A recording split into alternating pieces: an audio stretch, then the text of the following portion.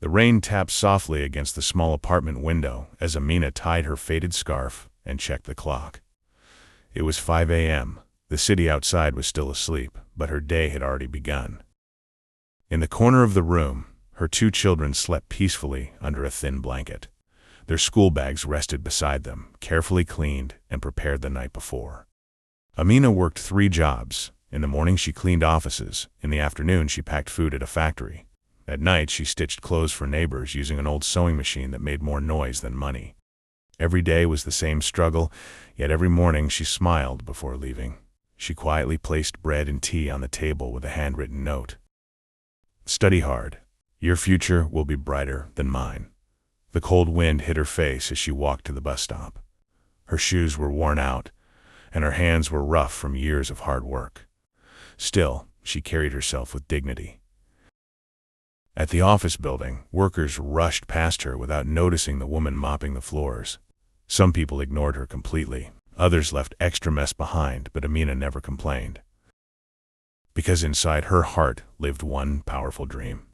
Her children would never live the life she had lived. One afternoon, while packing boxes at the factory, her supervisor shouted at everyone, "Faster! We are already behind schedule."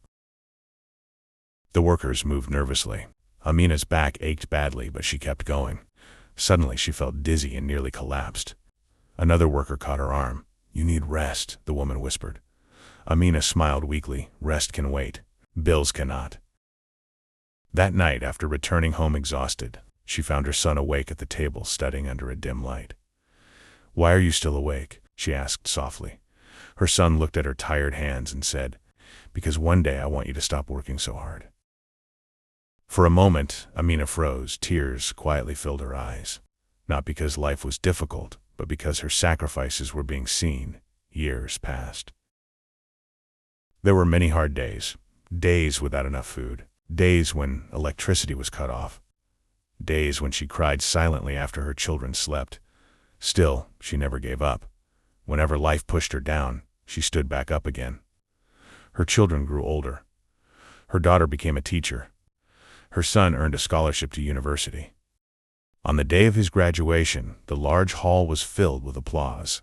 Families celebrated proudly as students walked across the stage, but one student stopped before receiving his certificate. He turned toward the crowd. "Everything I am today," he said into the microphone, "is because of my mother." The hall became silent. Then he pointed toward Amina, sitting quietly in the back row wearing her simple old scarf. "She cleaned floors so I could study. She skipped meals so we could eat. She carried pain every day but still smiled for us. My mother is the strongest person I know." People stood and applauded. Amina covered her face and cried. For the first time in many years, they were not tears of pain. For the first time in many years, they were not tears of pain. They were tears of pride. That evening, her son handed her a small wrapped gift.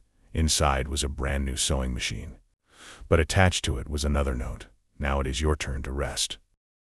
Amina smiled through her tears as the sun slowly disappeared behind the city buildings.